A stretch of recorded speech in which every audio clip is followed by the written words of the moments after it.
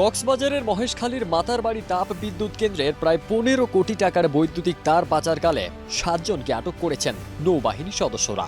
গত 31 আগস্ট রাত ভর অভিযান চালিয়ে তাদের আটক করা হয়। এ ঘটনায় জড়িত সন্দেহে 1 সেপ্টেম্বর দুপুরে বিদেশে পালিয়ে যাওয়ার সময় শাহজালাল আন্তর্জাতিক বিমানবন্দর থেকে বিদ্যুৎ কেন্দ্রের ব্যবস্থাপনা পরিচালককে আটক করেছে আইনশৃঙ্খলা রক্ষাকারী বাহিনী।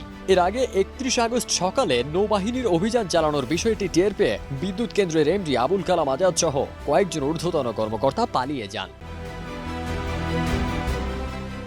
মহেশখালী থানার ভারপ্রাপ্ত কর্মকর্তা সুকান্ত চক্রবর্তী এই তথ্য জানিয়েছেন। তিনি সংবাদ মাধ্যমকে বলেন, মাতারবাড়ি বিদ্যুৎ কেন্দ্র থেকে একটি প্রভাবশালী চক্র বিপুল পরিমাণ বৈদ্যুতিক তার পাচারের প্রস্তুতি নেয়। একটি গোয়েন্দা সংস্থার তথ্যের ভিত্তিতে মহেশখালীতে দায়িত্বরত নৌবাহিনীর লেফটেন্যান্ট কমান্ডার সৈয়দ সাকিব আহমেদের নেতৃত্বে একটি টিম গতকাল 31 আগস্ট বিকেলে বিদ্যুৎ কেন্দ্রে অভিযান চালায়। রাত ভর অভিযান চালিয়ে নৌবাহিনীর সদস্যরা বিদ্যুৎ কেন্দ্র সংলগ্ন বন্দরের 4 নম্বর জেটি ঘাট থেকে 15 কোটি টাকার বৈদ্যুতিক তার জব্দ করে। ওসি আরও বলেন, এসব বৈদ্যুতিক তার একটি বার্জ জাহাজের 4টি কন্টেইনার ভর্তি করে চট্টগ্রামে পাচার করা হচ্ছিল। এ ঘটনায় তাৎক্ষণিকভাবে নৌবাহিনী 7 জনকে আটক করে।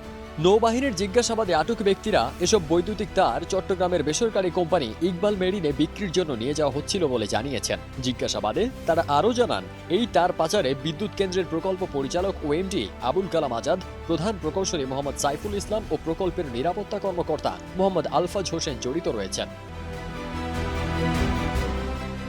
এ ব্যাপারে তাপ বিদ্যুৎ কেন্দ্রের সহকারী ব্যবস্থাপক মোহাম্মদ মিজানুল হাসান বাদী হয়ে মহেশখালী থানায় মামলা করেছেন। ফারদিন সানি, দেশ রূপান্তর।